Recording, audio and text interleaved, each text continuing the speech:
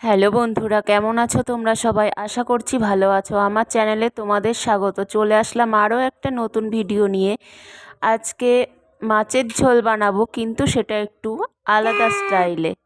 দেখো, এদিকে আমি রুই মাছ নিয়ে নিয়েছি। এর মধ্যে নুন দিয়ে দিলাম 1 চামচ, আর 1 চামচ হলুদ দিয়ে মাখিয়ে নেব। এবার কড়াইতে তেল গরম করে নিয়েছি। এবার তেলের মধ্যে আস্তে আস্তে মাছগুলো দিয়ে দিলাম, ভেজে তুলে নেব মাছগুলো। আমরা তো রুই মাছের ঝোল কত রকমভাবে খেয়ে থাকি, তো আজকে ভাবলাম একটু আলাদাভাবে বানাবো। এখানে দেখো, আলু কেটে নিয়েছি আর টমেটো কুচো করে নিয়েছি। আর এদিকে আমি মশলার জন্য নিয়েছি কটা শুকনো লঙ্কা, 1 চামচ পোস্ত, একটা তেজপাতা ভেজে নিয়েছি, আর আর তার সাথে হাফ চামচ মতন চাল ভেজে নিয়েছি, আর 1 টুকরো আদা নিয়ে নিয়েছি। এটা আমি পেস্ট করে নেব। দেখো, এদিকে মাছটাও ভাজা হয়ে গেছে। কড়াইতে তেল দিয়ে দিয়েছি, তার মধ্যে জিরে দিয়ে দিয়েছি। এবার আলুগুলো দিয়ে দিলাম। এগুলো ভালো করে একটু ভেজে নেব। ভালো করে নেড়ে চেড়ে ভেজে নেব। এবার নুন আর হলুদ দিয়ে নেব, দিয়ে আরও একটু ভেজে নেব।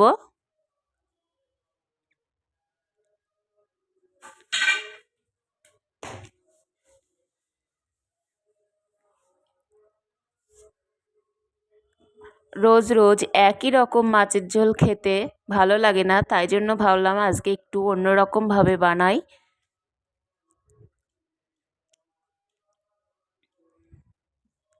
দেখো, আলুটা ভাজা হয়ে গেছে। এবার এর মধ্যে টমেটো কুচিটা দিয়ে দেব, দিয়ে আরও কিছুক্ষণ নেড়ে চেড়ে নেব।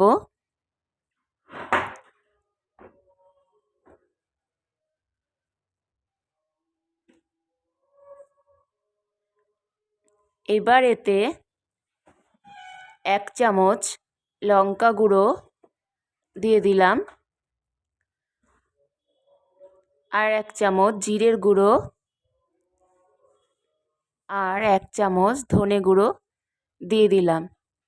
এবার আরও কিছুক্ষণ নেড়ে চেড়ে নিয়ে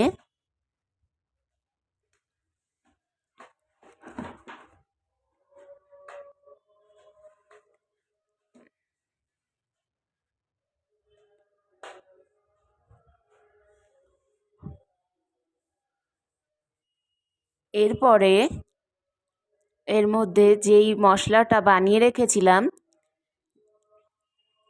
সেটা দিয়ে দেব। মশলাটা দিয়ে আমি বেশ কিছুক্ষণ কষিয়ে নেব।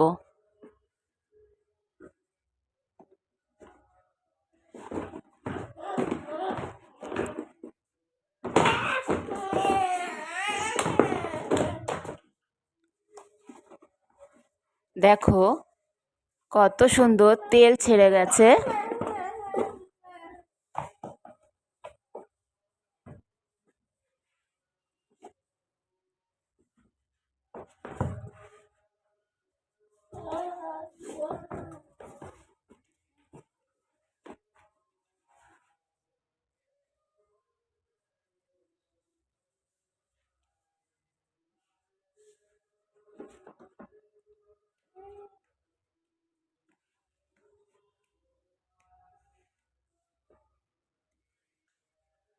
এবার আমি একটু গরম জল করে রেখেছিলাম, সেই জলটা পরিমাণ মতো এতে দিয়ে দেব। ঝোলটা ফুটে উঠেছে। এবার এর মধ্যে মাছগুলো দিয়ে দেব।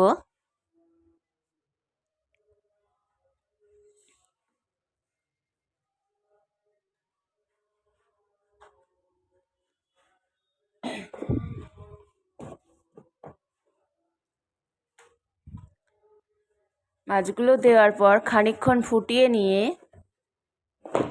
এরপরে কুচনো ধনেপাতা আর 1 চামচ মতো গরম মশলার গুঁড়ো দিয়ে আরও একটু ফুটিয়ে নিয়ে নামিয়ে নেব।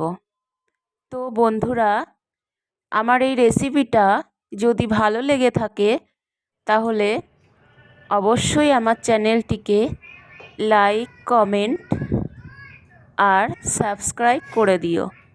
এই যে রেডি হয়ে গেছে মাছের ঝোল।